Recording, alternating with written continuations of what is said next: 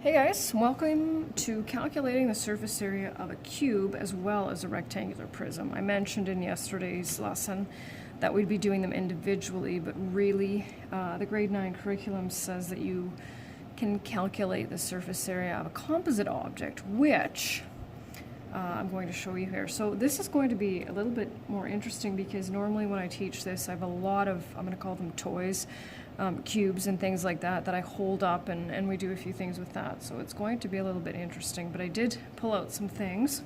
So for example, here's a cube. And, oh, this is bigger than I thought, but anyway, it's still smaller than the one I normally use. So once we finish the individual ones, we'll be looking for you to calculate the surface area of, let's say, something like this, right? And so this is where we'll deal with the concept of overlap, right? So when it comes to dealing with the formulas, instead of giving you the formula, what I'd like to do is derive the formulas, because these aren't just magic things, right? This is, okay, how do we get it? So here's a cube. And so the concept of surface area we talked about yesterday is the sum of the areas of all of the faces of the cube. So how many faces? We have 6 faces, identical faces, right? Because each square on this cube will have the same side length, right? Okay, let's try this. Can you see that? What's that? Yeah, it's a square. It's a square what?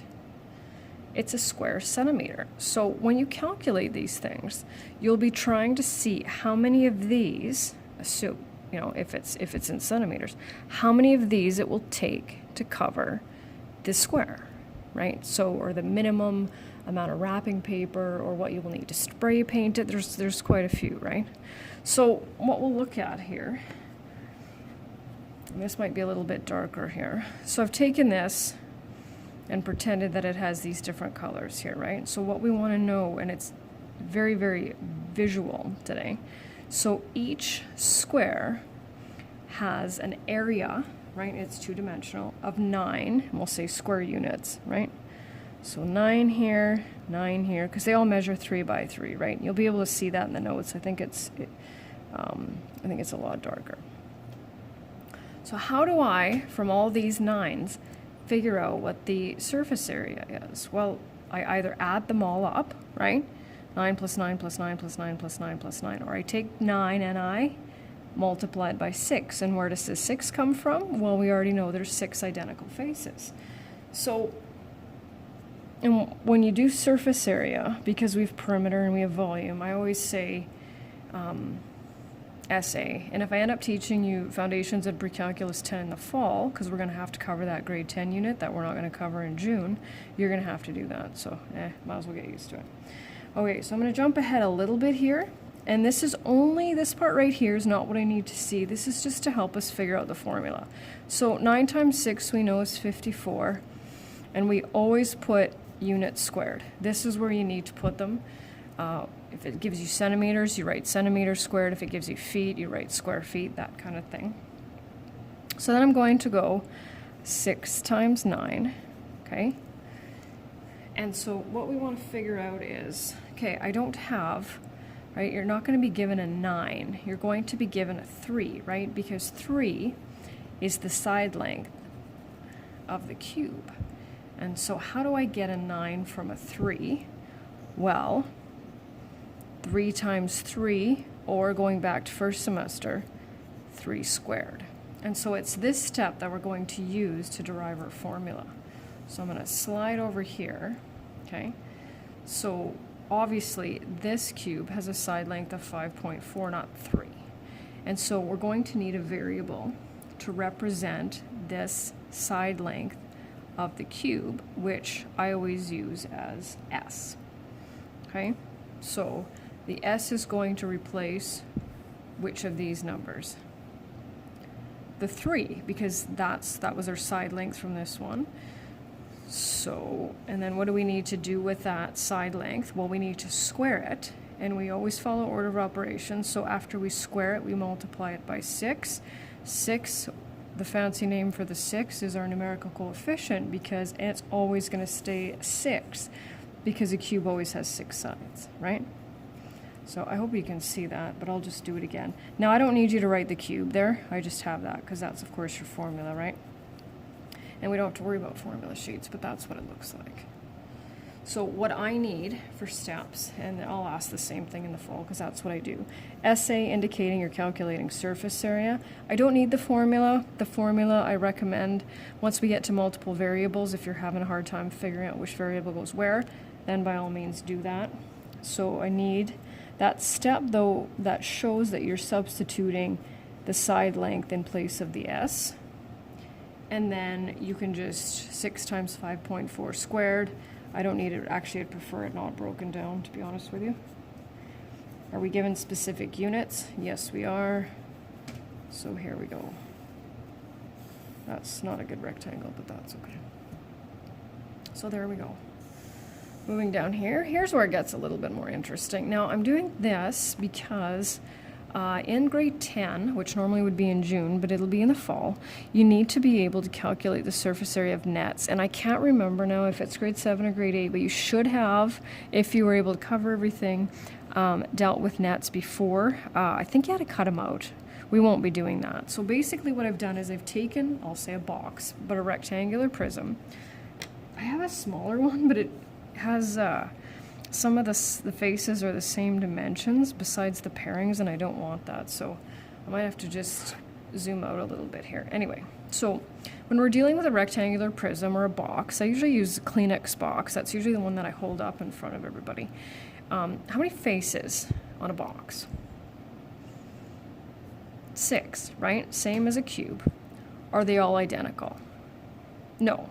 Right, because it's a rectangular prism, okay? It's possible, though, that you could have 4 be identical, but they come in pairs, and you can see that, right, by this right here. And so what we want to do is we want to calculate the surface area of a rectangular prism. So what that means, maybe I can just do it that way, and so we're going to calculate the area of this face, and we'll double it. And why will we double it? Well, there's another one, okay? We'll calculate the area of this face, double it. There it goes, and then we'll calculate the area of that face and double it, right? So we have 3 calculations, all that need to be doubled. And so let's go back to, so pick any one. This rectangle measures 7.4 by 3.1. How do we calculate the area of a rectangle? Length times width. So we'll type that into our calculator. Mine's already done, and units always have to be there. So what I do is I choose a rectangle, calculate its area, and then I find its twin, because we know it's got to have a twin. Here's its twin. Copy that one. Perfect. And then I do another one, 5 times 3.1. And then I find its twin. And 5 times 7.4.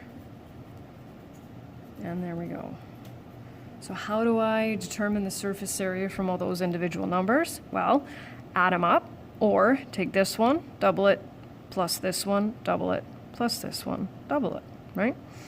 Okay, so when I do that, and this is again that whole backtrack thing, and so we'll work that out. This is what I get, just saving a little bit of time, okay? And so we need now how many variables for our formula. So how many different dimensions we have if you look at this one. How many different dimensions do you see? I see 3.1, I see 5, and I see 7.4. So we have 3 different dimensions, so we're going to need 3 different variables. Now it really doesn't matter which ones you use, and we'll kind of take a look once we've figured out what the formula is. So what I'm going to do now is I'm going to transfer these numbers over on this diagram here. So my longest side is 7.4 centimeters. And then I have, oh yeah, you can just barely see that, 3.1 centimeters here. And then this one is 5. And so what we need oops, there we go. So what we need some variables. So we can use A, B, C, and we can use X, Y, Z, or you could use whatever you wanted.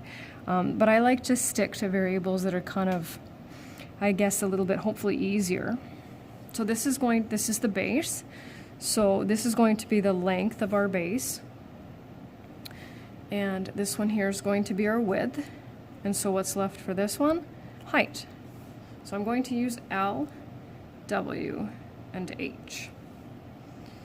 And so we've got, oh, gotta go back over here. Sometimes I forget. I hope it's better zoomed in. You'll have to let me know. So we have two 37s, right? Plus two 15.5s, right? Plus two 22.94s, which you can't see, right? So, oh, but you can see all that, so that's good. So what are the numbers that I'm going to need in my formula that are not going to change, that are going to be there all the time? Well, there's 2. I need that 2. I need this 2, and I need this 2. Why? Because we have 3 pairs of identical faces. I'm going to slide over here and put in the 2 and the 2 and the 2. Okay? Now, because all of these are the same, it actually doesn't matter in which order we put these in, right? So I'm going to do this a little bit painful, possibly, but I still want you to see where I got these from. So the 37 came from multiplying which numbers? Okay, well, let's go back here. Came from multiplying the 5 and the 7.4. Okay, which variables are that over here? Well, the 5 is the H and the 7.4 is the L. So I'm going to do that one. Okay, and you don't have to put that in there, but I'll just 2HL. Okay, next, 15.5, where did I get that from? I got that from the 5 and the 3.1. So that's H and W. And then, of course, I'm missing two letters, or 2 sides, I guess, that need to go together. The last one was 22.94, which is my 7.4 and my 3.1. Which are my length and my width. So you can see how I've taken all 3 of those variables and paired them up, right? And it doesn't matter which order you do it. I actually have a kind of a, what is it, a pattern that I usually do. So I usually do, I think it's the largest 2 first and then the smallest 2. I can't remember now, I'd have to actually practice it, but I usually have an order that I'll do it with. I've got one example to do with you, maybe I'll figure it out here, okay? So that's our formula right there. 2 times the height times the length plus 2 times the height times the width plus 2 times the length times the width. So here's just one example for practice. And so we go surface area equals, and remember, formula is up to you. So just make sure that you don't accidentally use 2 of the same numbers twice, right? So 2 times, okay, and then I'm going to go 3 times 6. So those are the 2 largest. And then the smallest. And then, whoops, I forgot the dot in there. And then check to make sure I've paired them all up, and I have. Type that into my calculator, and it says feet, of course, so I'm going to do that, and then I'm done. And I'm pretty sure that there's a bonus question, one with an asterisk on the assignment, and I have to give you a little bit of a hint for that one because there's something from Foundations and Pre-Calculus 10 you don't know. So if you're interested in doing that one, just send me a quick message and I'll give you the hint. No pressure though, and no rush. It's not a big deal. All right? So take care, and let's see, tomorrow we've got right triangular prism. That one's fun. Talk to you soon.